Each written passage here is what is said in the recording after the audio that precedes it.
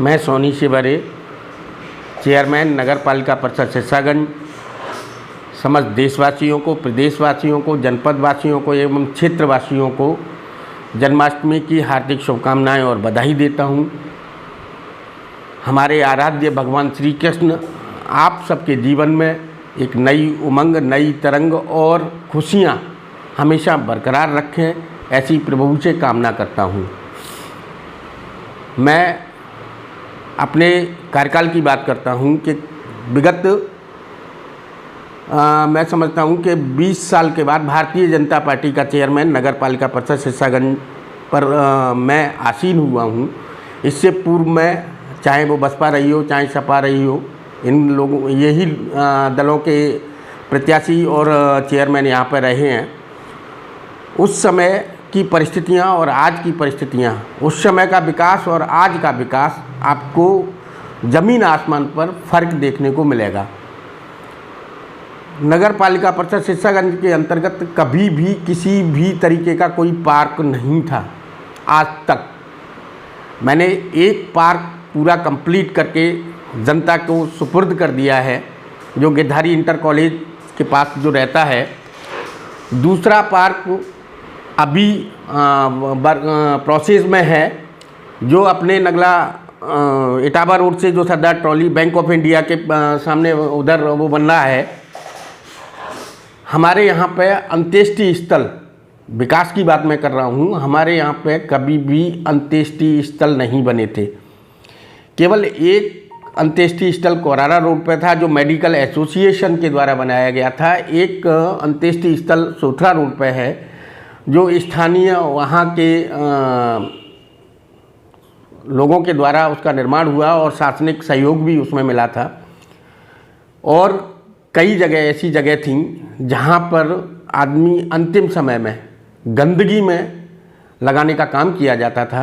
उन जगहों को मैंने देखा और इस तरीके से मैंने 3 नए अंत्येष्टि स्थल और एक का जीर्णोद्धार कराया है। इसी तरीके से एक गौशाला, ज़िले की सबसे बड़ी गौशाला कान्हा गौशाला बनाने का काम कर रहा हूँ मैं। अभी वो प्रोसेस में है, थोड़ा बहुत लास्ट मूवमेंट पर चल रही है। वो भी MRF सेंटर की दृष्टि से अगर देखा जाए तो कूड़ा निस्तारण का जो कार्य अभी तक हमारे नगर में जो इधर उधर सड़कों पर और खाली प्लॉटों में और वहाँ जो होता था, उसको भी मैं ख़त्म करने का काम करने जा रहा हूँ शीघ्र ही। MRF सेंटर, जिससे वहाँ उस कूड़े से जैविक खाद और ईंटा बनने का काम होगा। वो प्लांट भी वहाँ लगने जा रहा है। कई सड़कें, चाहे वो कुंजपुरा रोड हो, चाहे अपनी एमडीजन वाली रोड हो, चाहे छतरी धर्मशाला वाली रोड हो, ऐसी रोडों को भी बनाने का काम किया गया है। पूरे इटावा रोड पर विगत 85वें दशक से, जो कि हमारा मेन हाईवे रहा है और बाज़ार का मेन मुख्य भाग है, यहाँ इंटरलॉकिंग नहीं थी। मैंने पूरे एमडीजन से लेके और करहल चौराही तक दोनों साइड पटरियों को इंटरलॉकिंग कराने का काम कर रहा हूँ। ऐसे बहुत से काम है, अगर मैं काम गिनाने बैठूँगा तो मैं समझता हूँ कि गिनते गिनते शाम हो जाएगी। लेकिन मैं कुछ शब्दों में, चाहे वो प्रधानमंत्री आवास के रूप में हो, अगर प्रधानमंत्री आवास की हम बात करते हैं तो मैंने 3,500 प्रधानमंत्री आवास अपने नगर को दिलाने का काम किया है। चाहे वो राशन कार्ड के रूप में हो, चाहे वो पेंशन के रूप में हो, चाहे वो मेडिकल कैंप के रूप में हो, चाहे कोरोना काल में। कोरोना काल की अगर हम बात करते हैं तो कोरोना काल में सबसे ज़्यादा कार्य हमारे नगर में हुआ। कई समाजसेवी लोगों को साथ में लेते हुए मैंने अपनी रसोई, जो हमारी एक संस्था है जिसमें हम 32 सेवादार हैं, उन लोगों का और अपने नगर के लोगों का साथ लेते हुए घर घर उस कोरोना काल में, जबकि आदमी घर से निकलने के लिए और एक दूसरे की मदद करने के लिए तैयार नहीं था, उस समय हमने वो कार्य सेवादारों के साथ मिलके और नगर के संभ्रांत लोगों के साथ मिलके करने का कार्य किया है। घर घर हमने रसद पहुंचाई है, घर घर हमने भोजन पहुंचाया है।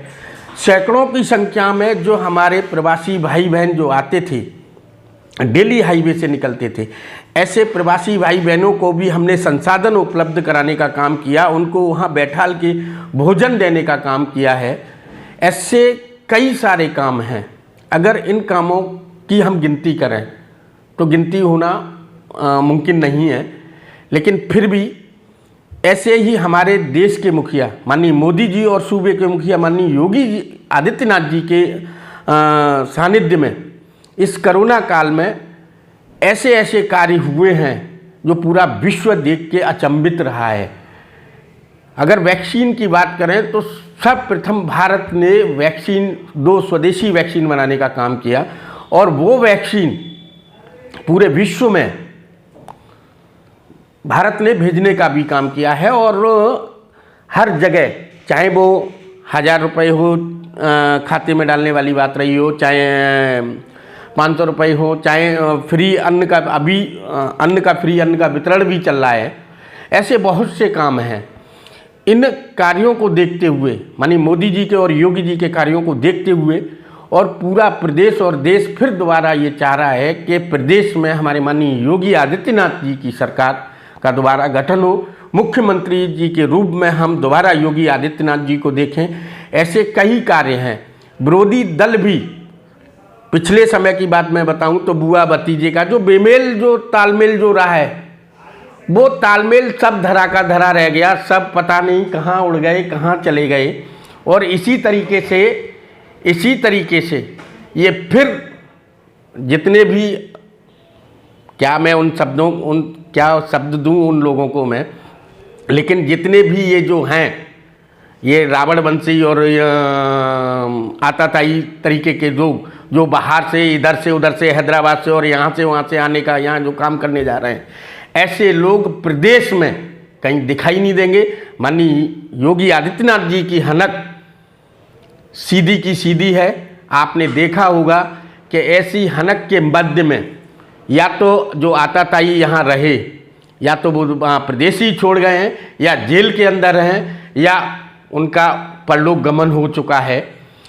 इन सारी चीज़ों को, और ये सारे दल इन सारी चीज़ों को समझ रहे हैं, लेकिन फिर भी निज स्वार्थवश और राजनीतिक द्वेष भावना के तहत ऐसी अनाप शनाप और अनर्गल जो बातें करते हैं वो धरातल पर कहीं भी नहीं है। मैं पुनः फिर समस्त प्रदेशवासियों से ये आह्वान करता हूँ, और भारत की शुचिता और अखंडता को बनाए रखने के लिए हमें एक बार पुनः योगी जी को और केंद्र में पुनः मोदी जी को लाने का काम करना है। मैं समस्त प्रदेशवासियों से विनती करता हूँ, हाथ जोड़ के निवेदन करता हूँ कि आने वाला समय अब बिल्कुल नज़दीक है, चुनाव हमारे सर पर हैं, तो पुनः हम एक बार कमर कस के अपने स्वार्थों को छोड़ते हुए देश और प्रदेश के हित के लिए पुनः योगी जी के हाथों को मजबूत करें। इन्हीं शुभकामनाओं के साथ पुनः एक बार मैं समस्त प्रदेशवासियों को, जनपदवासियों को, देशवासियों को और अपने क्षेत्रवासियों को जन्माष्टमी की बधाई और शुभकामनाएं देता हूं। जय हिंद, वंदे मातरम।